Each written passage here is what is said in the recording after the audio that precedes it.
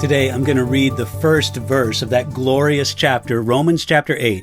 So let's take a look at Romans chapter 8, verse 1, which says this.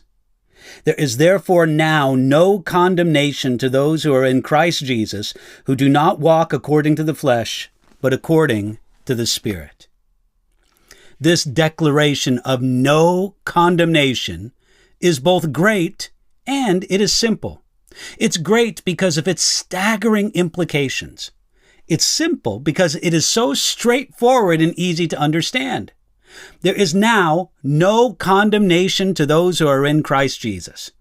Since God the Father does not condemn Jesus, neither can God the Father condemn those who are in Christ Jesus.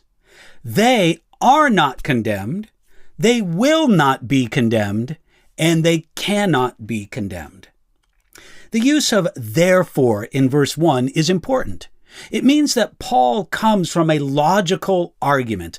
It's as if the apostle begins, I can prove what I say here. This is what he proves, that if we are one with Jesus and he is our head, then we can't be condemned. You can't acquit the head and condemn the hand. You can't drown the foot if the head is out of water. Joined to him, we hear the verdict, no condemnation. Please notice that the verdict is not less condemnation. That's where many believe they are, thinking our standing has improved in Jesus. It hasn't been improved. It's been completely transformed, changed to a status of no condemnation. And we need to consider the corollary. If you are not in Jesus Christ, there is condemnation for you. It's not easy or pleasant to speak of, but it's necessary. If you are not in Christ Jesus, you have not escaped God's condemnation. This place of confidence and peace comes after the confusion and conflict that marked Romans chapter 7. But this chapter is more than just the answer to Romans chapter 7.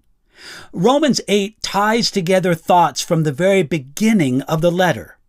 Romans 8 begins with no condemnation, it ends with no separation, and in between, there's no defeat. Now, it must be said that the words that I read to you from the New King James Version, who do not walk according to the flesh but according to the Spirit, are not found in the earliest ancient manuscripts of the book of Romans. And they do not agree with the flow of Paul's context. They were probably added by a copyist who either made a mistake or thought that he could help the Apostle Paul by adding these words, which appear later in verse 4 of Romans chapter 8. While it is true that those who are in Christ should not and do not consistently walk according to the flesh, but according to the Spirit, this is not a condition for their status of no condemnation. Our position in Jesus Christ is the reason for the standing of no condemnation. We receive this glorious declaration from God's throne. We receive it as though we certainly deserve condemnation.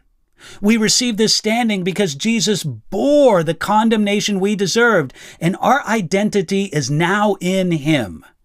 As Jesus is condemned no more, neither are we. It's a great way to begin every year, every month, every week, every day. I am in Christ, and there is no condemnation in him. Believe and receive it today.